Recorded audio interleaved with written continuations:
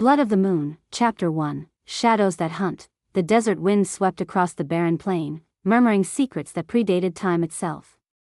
Under the shroud of a darkened sky, Bella glided like a living shadow. She was running, not from a crime, not from the law, but from something far worse, an ancient predator with a heart corrupted by obsession. His name was Zul'Talak, a name lost to modern tongues, once worshipped as a blood god before the rise of the Culebra Empire. He was no mere vampire. He was the origin of the ancient line, one of the primordials, a being so old, even Malvado only knew him as a myth. But Bella wasn't ordinary, either. She had blood that called to the ancients, blood touched by celestial fire, unknowingly sacred to the Culebra. Her ancestors had once sealed Zul'Talak away, binding him in a subterranean tomb with spells only her bloodline could access. He had awakened in her time, drawn to her like a moth to flame. And now, he hunted. Chapter 2, The Twisted Road South. Bella had no plan, no allies, just an instinct that drove her south, past small towns, past ghostly ruins, through desert storms. Her dreams were haunted by red eyes, claws scraping stone, and a voice that whispered her name in every language known to man. She knew she needed to find sanctuary. The kind only monsters could provide. The map in her hand was marked in blood, drawn by a dying priest who'd begged her not to follow it.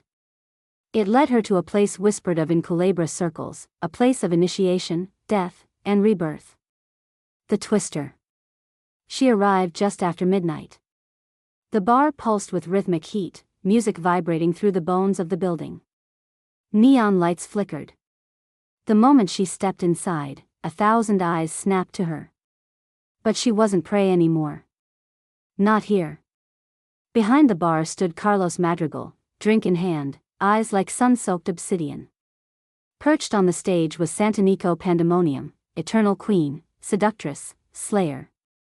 Across the room, seated in the shadows, were Richie Gecko, brooding and wild, and Amancio Malvado, regal and ancient, sipping blood like wine. Bella froze. The world slowed. And each of them felt her. Chapter 3, Blood Called. Carlos was the first to move. "She's here," he murmured, voice reverent. Santanico tilted her head. "The girl in the dreams." Malvado rose smoothly to his feet, a slow grin spreading across his lips. "She carries the mark. The ancient blood."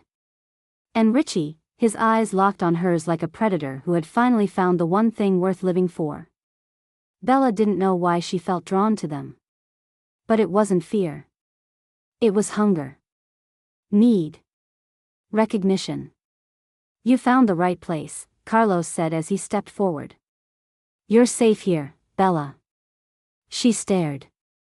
"How do you know my name?" Richie stood beside him now. "We've known it forever." Malvado's voice was velvet and danger. "You were promised to us by the stars." Chapter 4, Mates of the Moon. Over the next 2 days and one long, dangerous night, Bella learned the truth. She wasn't just running from Zul'Talak. She was being drawn to those who could protect her, and who were made for her. Each of the 4 Culebra bore a mark on their bodies that matched the strange sigil on Bella's spine. They called it the Blood Constellation, an ancient binding symbol that appeared only in legends. Santanico taught her how to move like fire. Carlos taught her how to fight with precision. Malvado showed her the language of the old world, the one Zul'Talak spoke. Richie was her shadow, her blade, her fire. He stayed close. Watching. Wanting. They were not lovers yet. But they were mates, and that was older, deeper, more permanent than anything mortal. "He was never meant to claim you," Malvado said. "No," Santanico agreed, fangs flashing. "You're meant to rule." Chapter 5, The Coming of Zul'Talak. He arrived beneath a sky choked with storm clouds. Zul'Talak did not knock. He tore through the desert like a god of war, flanked by lesser vampires twisted into monstrous forms. The ground itself seemed to flinch beneath his presence. Bella stood at the front of the bar, flanked by her mates.